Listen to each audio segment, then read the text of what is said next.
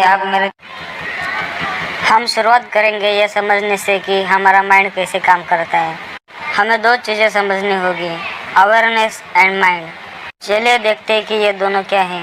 मान लो अवेयरनेस ये है कि एक चमकती हुई लाइट बॉल है, एक ऐसी लाइट बॉल की जो आपके माइंड में इधर से उधर तैर सकती है। तो कि माइंड एक बहुत बड़ी जगह है, इसमें अलग अलग बहुत बड़ी एरिया है, इसमें अलग अलग एरिया है, anger, happiness, jealousy, food, art, science, technology, सब कुछ इस माइंड में हर तरह का एरिया है। आप अपने माइंड के हर किस एरिया में लेके जा सकते हो, कौन से भी एरिया में लेके उस लाइट बॉल को लेके जा सकते हो, ये आपकी मर्जी है। अगर लाइट बॉल हैप्पीनेस वाले एरिया की तरह जाएगी तो आप हैप्पी महसूस करोगे। क्या आप हैप्पी हो? नहीं, एक्चुअली वो अवेयरनेस की बॉल आपके हैप्पीनेस वाले एरिया में माइंड में है। अगर वो लाइट बॉल गुस्से वाले एरिया में जाएगी तो वहाँ रोशनी करेगी। क्या आप गुस्सा हो? नहीं, आपके अवेयरनेस गुस्से वाले एरिया में है। की विल पावर और दिमाग लगाने की शक्ति यानी कॉन्सेंट्रेशन से उस लाइट बॉल को दिमाग के किसी भी एरिया में लेके जा सकते हो। तो जहाँ आपके अवेयरनेस जाती है वहाँ ही आपकी एनर्जी जाती है। आप आपके अवेयरनेस के लाइट बॉल को अपने माइंड के किसी भी एरिया में लेके जा सकते हो। सबसे बड़ी बात यह है कि अगर आपके अवेयरनेस गुस्से वाले एरिया में दिमाग में जाती है तो आपका एनर्जी भी वही जाती है और आपके साथ डेली यही होता है। अवेयरनेस आपके माइंड के इस एरिया को और ज़्यादा मजबूत करती है। हम अपने आसपास के लोगों को और चीज़ों को करते हैं अपने अवेयरनेस को कंट्रोल करने के लिए। वो लोग वहाँ जहाँ चाहते हैं वहाँ हमारे अवेयरनेस को ले जाते हैं और हमारी एनर्जी भी वही चली जाती है। और जिस तरह के एरिया में हमारी एनर्जी जाती है वैसे ही हमारी लाइफ भी बन जाती है। तो आपका गोल आपके माइंड को कंट्रोल करना नहीं होना चाहिए, बल्कि आपके अवेयरनेस कहाँ जाती है जाएगी ये कंट्रोल करना चाहिए। ये हम कैसे कर सकते हैं? तो इसके लिए हमें ध्यान लगाना सीखना होगा। चलिए देखते हैं ध्यान क्या होता है। मेरे हिसाब से ध्यान ऐसी एबिलिटी है जिससे आप अपने अवेयरनेस को ज़्यादा समय के लिए एक ही जगह पर रख सकते हो। पर लोग इस वजह से ध्यान नहीं लगा सकते क्योंकि पहला ये कि उनको कभी ध्यान लगाना सिखाया नहीं गया और दूसरा ये कि उन्होंने कभी ध्यान लगाने की कोशिश नहीं की। आप लोगों में से कितने लोग मैथ्स और साइंस के क्लास की तरह ध्यान के क्लासेस भी अटेंड करते हैं? मैं पूरा भारत भर में ट्रैवल करता हूँ और लोगों से यही सवाल पूछता हूँ, लेकिन कोई हाथ नहीं उठाता। आप में से कितने लोग जब स्कूल या क्लास में थे तो आपसे ध्यान लगाने के लिए कहा जाता था? ये अजीब सा है ना? हमें स्कूल में ध्यान लगाने को कहा तो जाता था, लेकिन ये नहीं बताया जाता था कि ध्यान लगाते कैसे है। जब मैं बड़ा हो रहा था तो मुझे हमेशा ध्यान लगाने के लिए कहा जाता था, पे ध्यान लगाओ, होमवर्क पे ध्यान लगाओ।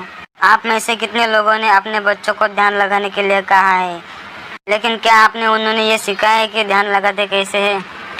आपने उन्होंने सिखाया नहीं कि ध्यान कैसे लगाते हैं तो उन्हें कैसा पता चलेगा कि ध्यान कैसे लगाते हैं? अगर आप किसी काम में बहुत अच्छा होना चाहते हो तो आपको उस काम की बहुत प्रैक्टिस करनी पड़ेगी। अगर आप अच्छी तरह से किसी चीज़ पर ध्यान लगाना चाहते हो तो आपको उसकी भी प्रैक्टिस करना पड़ेगी। लोगों को डिस्ट्रैक्शन की आदत है क्योंकि वो दिन भर यही करते रहते हैं। ऐसा नहीं है कि उनमें ध्यान लगाने की एबिलिटी नहीं है, लेकिन क्योंकि वो डिस्ट्रैक्शन में लगे रहते हैं इसलिए वो उसमें माहिर बन चुके हैं। तो हम ध्यान कैसे लगाते हैं? हम किसी भी चीज़ पर ध्यान लगाना सीख सकते हैं एक ही बार में एक ही काम करने की प्रैक्टिस करके, उसको अपने रोज़मर्रा की ज़िंदगी में शामिल करने से। मेरे लिए मैं ये देखता हूँ कि वो मेरा कौन सा हर रोज़ का रूटीन है।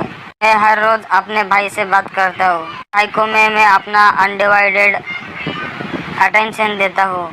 हमारी बातें अगर इधर उधर चली जाती है और भटकती है तो हम वापस मेरा अटेंशन मेरे भाई के ऊपर लाता हूँ। मैं मेरे अवेयरनेस अपने भाई पे ही रखता हूँ और फुल अटेंशन मेरे भाई को देता हूँ। अपने दोस्तों से ही बातें करता हूँ और अपने दोस्तों को अनडिवाइडेड अटेंशन देता हूँ और पूरा अवेयरनेस से दोस्त की बातें सुनता हूँ। अगर फ़ोन पे किसी से बात कर रहा हूँ तो उस फ़ोन पे बोलने वाले की पूरी बात सुनता हूँ और उसे पूरा अटेंशन देता हूँ। एक बार मैं एक ही काम पे फोकस करता हूँ और इस तरह से मैं दिन भर में 7 से 8 बार एक काम में पूरा तरह से अवेयरनेस से कंसंट्रेशन से अवेयर होके करता हूँ।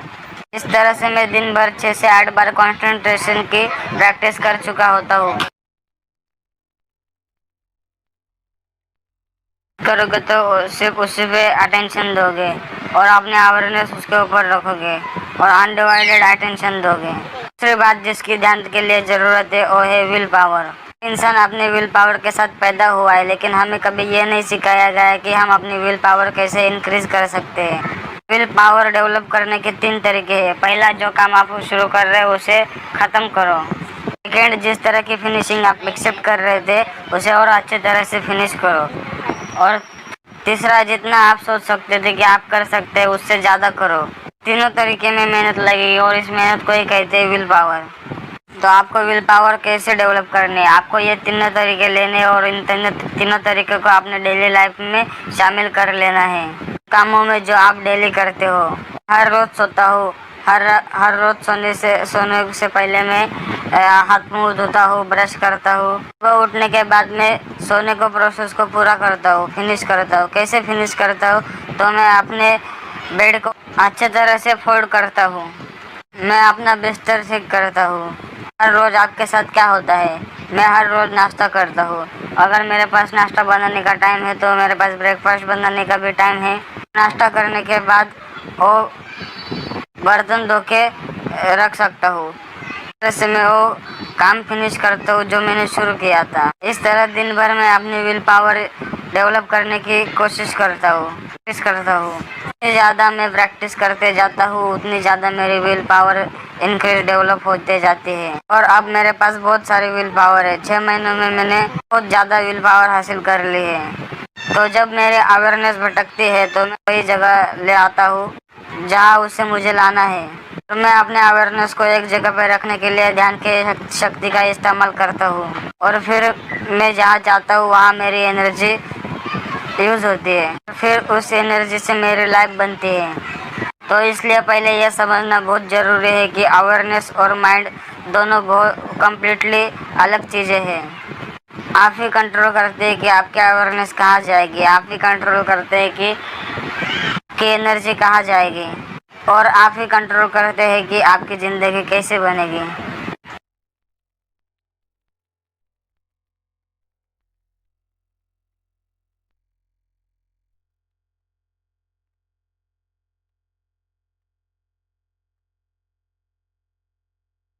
ये चीज़ हमें ये सीखनी चाहिए कि हम अपने एनर्जी को कैसे मैनेज करें। हम रोज़ एक लिमिटेड अमाउंट में एनर्जी मिलती है। हम रोज़ एनर्जी लेते हैं और इसे हमारे आसपास के लोगों और चीज़ों में लगा देते हैं और तब तक लगाते ही है तक ये एनर्जी ख़त्म ना हो जाए। फिर हम थक जाते हैं, फिर हम सो जाते हैं।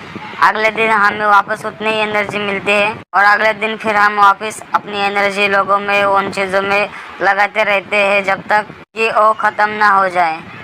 लेकिन एक चीज़ लोग कभी नहीं करते कि अपनी एनर्जी को कहाँ कहाँ लगाना चाहिए, वो अपनी एनर्जी को कहाँ कहाँ इन्वेस्ट कर रहे हैं। तो मैं लोगों से यही कहना चाहता हूँ, जितनी कदर आप अपने पैसों की करते हो उतनी कदर आप अपने एनर्जी की भी करो।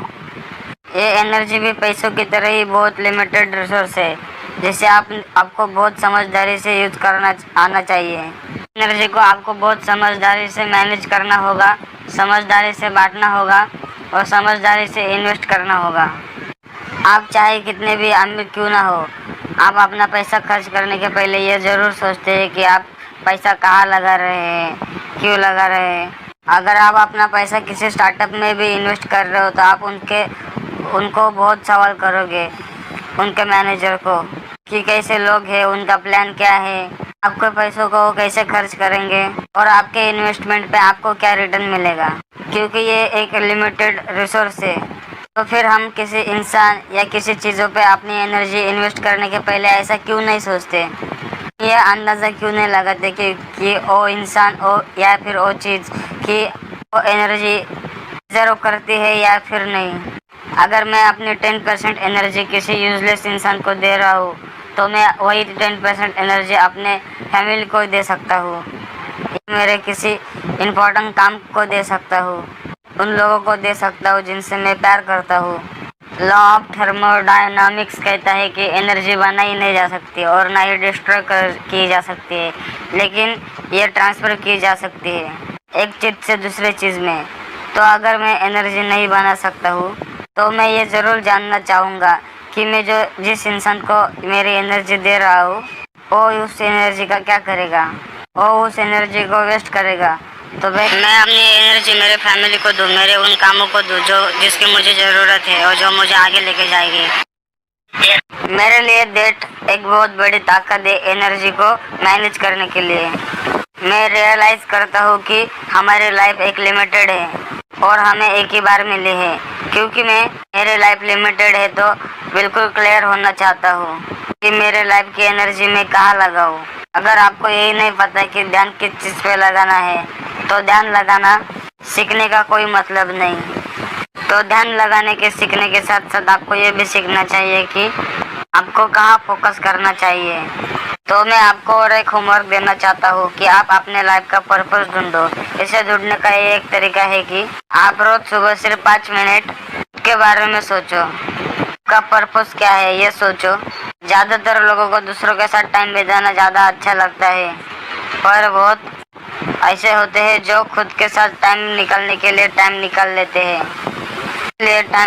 हैं। तो सुबह उठने के साथ नहाओ और अपने घर के एक शांत जगह में बैठ जाओ। खुद से सवाल करो कि आपको लाइफ में क्या चाहिए, आपका पर्पस क्या है, इस दुनिया में क्यों, क्या चीज़ आपको पसंद है, आपका पैशन क्या है।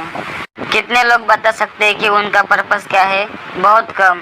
अगर आपको आपका पर्पस पता चल जाएगा, आपको ये पता चल जाएगा कि आपको किस चीज़ पर ध्यान लगाना है और ध्यान लगाओगे तो आपकी एनर्जी भी उसी चीज़ पे खर्च होगी।